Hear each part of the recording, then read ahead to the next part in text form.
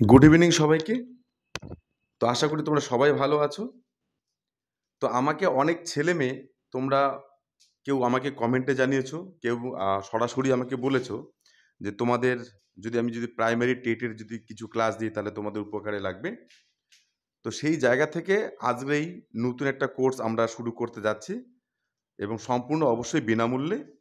এবং এই primary TET নিয়ে তোমরা যারা করে বা আপার প্রাইমারি টেট বা টেট নিয়ে তোমরা যারা করে পড়াশুনো করবে, তো তোমাদের প্রত্যেকের কাছে আমার একটা রিকোয়েস্ট যে দেখো, তোমরা প্রত্যেকে এমসিকিউ করছো বা পিওয়াইকিউ করছো, এটা ভালো, কিন্তু তার আগে প্রত্যেকেই তোমাদের ধারণাগুলো করে ক্লিয়ার হওয়া প্রয়োজন। কারণ যে থিওরি বা যে বিষয়ে যেটা আছে, যদি তোমরা যদি সেটাই কমপ্লিট করতে না পারো, তাহলে কিন্তু তোমাদের কিন্তু সেই এমসিকিউ এর যে জ্ঞান বা পিওয়াইকিউ যে জ্ঞান, সেটা কিন্তু তোমাদের ধারণা কমপ্লিট হবে না। তো সেই জায়গা থেকে আমি বলবো যে আমি তোমাদের সেরকম কিছু কিছু তথ্য বা কিছু কিছু বিষয় তোমাদের এরকম ব্যাখ্যামূলক ক্লাস দেবো, যেটা পিপিটির মাধ্যমে।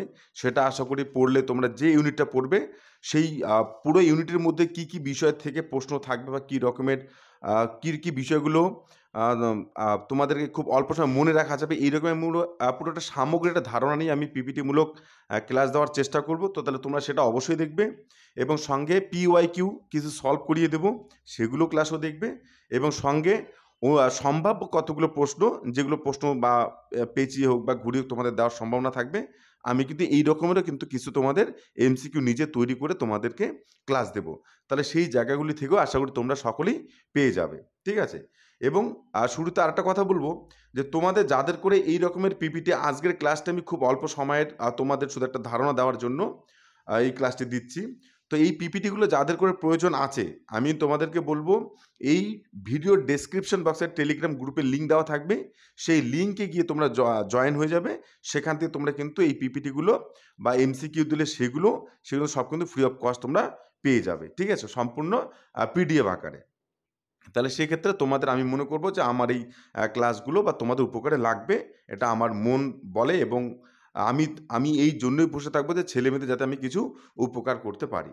তো প্রথম ক্লাসটি দেখো, যে যখন আমরা পেডাগজি নিয়ে পড়ছি, অনেকেই কিন্তু এই পেডাগজির ধারণাটি ভালো করে ওদের ক্লিয়ার নয়। তো দেখো, সেক্ষেত্রে পেডাগজি শব্দটা এসছে কি, গ্রিক শব্দকে এই যে পেডাগোজিও থেকে, ঠিক আছে? যেটি পেডাস এবং গোজিও এই দুটি শব্দের সমন্বয়ে গঠিত হয়েছে। আর পোয়েটাস শব্দের অর্থ হচ্ছে শিশুদের মন বা মাইন্ড অফ চিলড্রেন বা চিলড্রেন মেন্টালিটি। এবং গুজিও শব্দের অর্থ হচ্ছে নির্দেশনা দেওয়া বা টু লিড দেওয়া বা নেতৃত্ব দেওয়া বা টু ইনস্ট্রাক্ট বা কাউকে নির্দেশনা দেওয়া বা কাউকে অর্ডার দেওয়া। তো দেখো, এখানে যেহেতু আমরা কারো একটা মেন্টালিটিকে আমি বা কারো একটা মনকে আমরা নতুনভাবে সাজাবো, সেক্ষেত্রে আমরা অর্ডার শব্দটা ইউজ করতে পারি না। কেননা সেই অর্ডার শব্দটা যখন আমরা ইউজ করছি, তখন কিন্তু শিক্ষাটাকে কিন্তু আমরা কিন্তু গণতান্ত্রিকতার দৃষ্টিভঙ্গিটা দেখি না। তো সেই ক্ষেত্রে কিন্তু আমরা সেই শব্দটা গ্রহণ না করে আমরা টু ইনস্ট্রাক্ট এটা ব্যবহার করতে পারি। এবং এক কথায় আমরা কি বলবো, এই শব্দের অর্থের উৎস ভিত্তিতে যে শিশুকে বা শিশুর মনকে সঠিক নির্দেশনা দেওয়ার কৌশল হলো পেডাগজি, বা আমরা যেটাকে কি বলছি, শিক্ষণ বলছি, ঠিক আছে? এই পেডাগজির সংজ্ঞা দিতে গিয়ে মনোবিদ স্মিথ উনি বলেছে কি, যে pedagogy is the art and science of teaching as well as the process of accompanying learners, caring for and about them, and bringing learning into life। অর্থাৎ এই যে পেডাগজি যা আছে বা শিশু মনস্তত্ত্ব, এটি হলো কি শিক্ষণের বিজ্ঞান ও কলাকৌশল।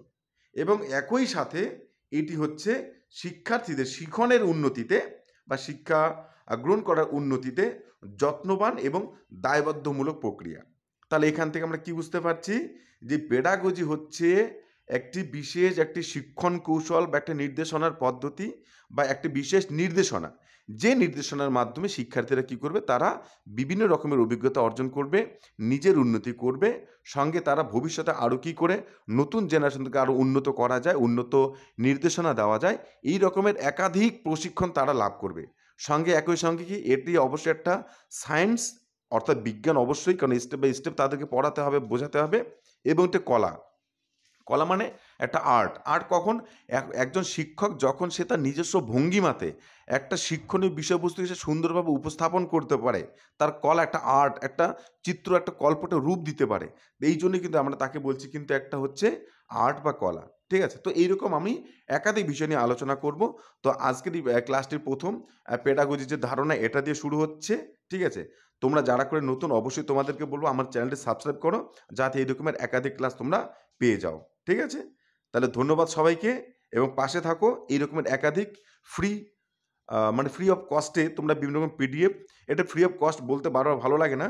ঠিক আছে? যাই হোক, তো তোমরা বিনামূল্যে তোমরা এরকম বিভিন্ন সাহায্য পাওয়ার জন্য অবশ্যই চ্যানেলটির সঙ্গে থাকো এবং আমার ক্লাসগুলি ফলো করো। ধন্যবাদ সবাইকে।